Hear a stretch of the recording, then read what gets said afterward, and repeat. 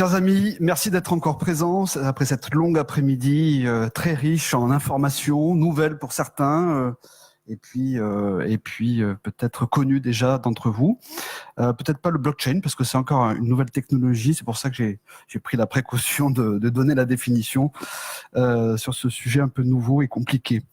Donc, chers conférenciers, dear speakers, un petit mot en anglais pour nos intervenants étrangers. I would want to say thank you to all the speakers. Je tiens à remercier tous les intervenants, en particulier de Madame Omarova, qui n'est plus là, qui a fait beaucoup de chemin pour être avec nous aujourd'hui. Merci. Instruisent et viennent nourrir notre réflexion personnelle et politique. Il me revient donc le difficile exercice de synthèse d'un sujet aussi vaste que la révolution numérique. Vous l'avez vu toute l'après-midi. Une synthèse avec une vision politique, évidemment. Je ne sais pas vous, mais en ce qui me concerne, je retire de notre colloque un enseignement principal pour notre futur. Il est crucial que pour chaque citoyen, que le milieu politique se saisisse résolument des questions sur le numérique qui concernent tous les domaines de notre vie, de nos sociétés, depuis l'essor du mondialisme. Chacun d'entre nous ressentons l'importance de cette révolution numérique et nos conférenciers ont abordé déjà de nombreux thèmes sur l'homme, l'économie, l'État, le droit, la justice, l'assurance également. Mais nous aurions pu aussi traiter des impacts sur la santé publique, sur l'éducation, l'écologie, la défense, la sécurité, l'administration. Je pense notamment avec l'état civil, la culture, la consommation, la sexualité, qui n'a pas été évoquée cet après-midi, les loisirs et j'en passe. Nous sommes en effet aujourd'hui confrontés à une situation inimaginable où des multinationales de type GAFAM, alors on va peut-être préciser quand même pour tout le monde, c'est Google, Amazon, Facebook, Apple et Microsoft et puis bien d'autres. Ces multinationales à but lucratif, accumulant depuis plus de 10 ans des chiffres d'affaires de plusieurs centaines de milliards de dollars par an et qui ne payent pas d'impôts aux sociétés nulle part. Et surtout qui maximisent des profits financiers pour les plus grands bonheurs de leurs actionnaires mondiaux. Ce pouvoir des multinationales, sans limite, sans contrôle et sans frontières, leur confère une suprématie sur les États-nations. Ce qui donne une toute-puissance à ces multinationales qui ont même décidé de passer à la phase de la transformation de l'humain. Par exemple, ils s'entendent à modifier les capacités physiques des personnes par des implants électroniques divers, y compris en charge de connecter nos cerveaux avec les ordinateurs. Voire comme le veut le projet au nom de code Tuer la mort, vous savez, c'est Kill the Death, de la maison mère de Google Alphabet, qui a l'ambition d'apporter la vie éternelle aux individus. Rien que ça.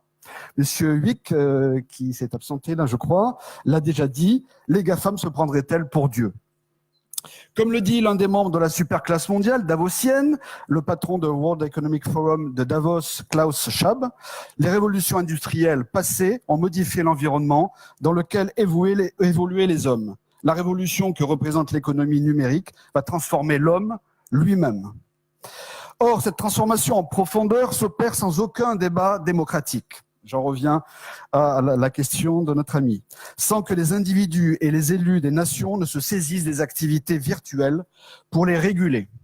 Il faut impérativement que le milieu politique ouvre un débat démocratique pour que les régulateurs se saisissent de ces sujets qui sont fondamentaux avant qu'il ne soit trop tard.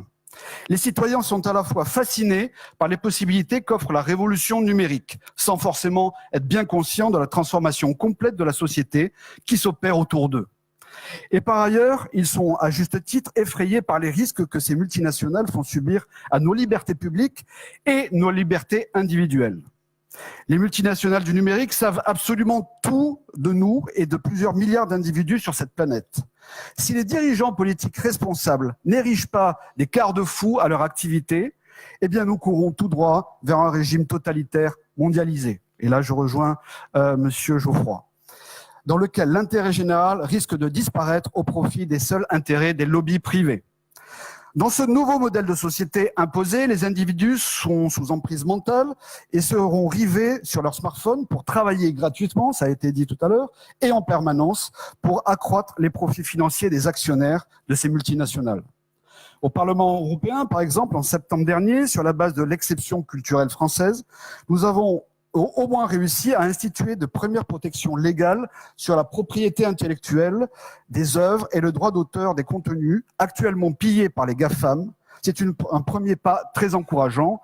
Ma collègue Joëlle Bergeron vous en a parlé tout à l'heure. Donc la question de la propriété intellectuelle. Pour que les nations et les peuples reprennent leur destinée en main, il faut également s'attaquer au domaine de la fiscalité, de l'économie numérique. Et là, ça a été largement expliqué par nos amis donc, de l'OCDE et de la Commission européenne.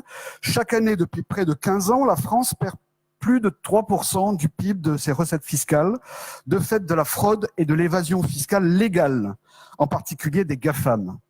Des groupes mondiaux comme Apple profitent des règles de l'Union européenne pour concentrer artificiellement leurs revenus réalisés en France vers des juridictions européennes de complaisance. Je cite ces pays, le Luxembourg, l'Irlande, les Pays-Bas et Malte, où ces produits financiers bénéficient de taux d'imposition insignifiants.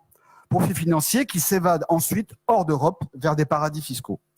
Il faut bien comprendre que c'est les multinationales payaient leur imposition due à la France. Celle-ci pourrait être en équilibre budgétaire, ce qui soulagerait ainsi le poids des prélèvements sociaux et fiscaux sur l'ensemble de l'économie réelle, entreprises et ménages. Les pays européens, autres que le Luxembourg, l'Irlande, sont les principales victimes de ces pratiques immorales, assimilables à de la piraterie fiscale, j'ose le terme. Mais le phénomène est mondial et profite directement aux actionnaires des GAFAM.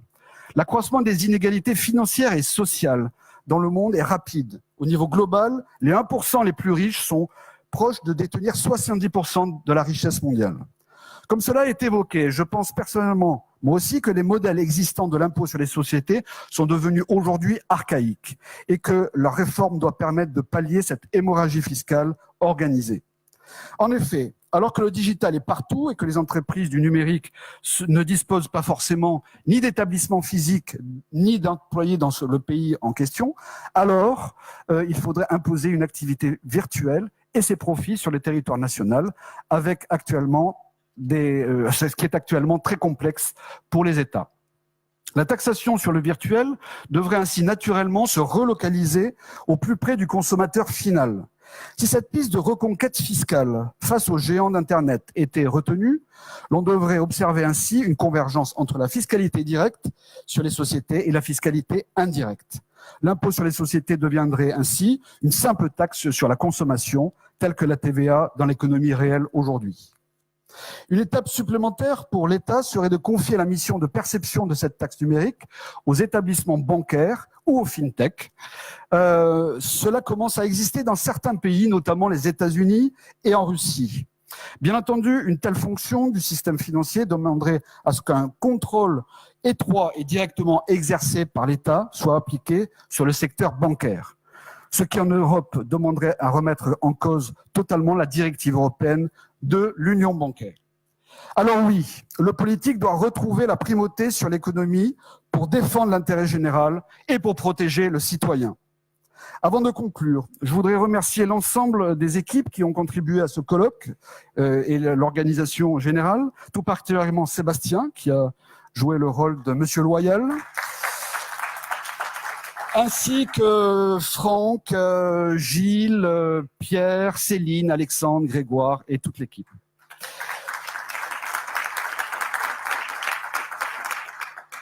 Voilà mes chers amis, chers conférenciers, j'espère que ce colloque international vous aura intéressé. Comme vous l'avez pu le constater, il était extrêmement riche.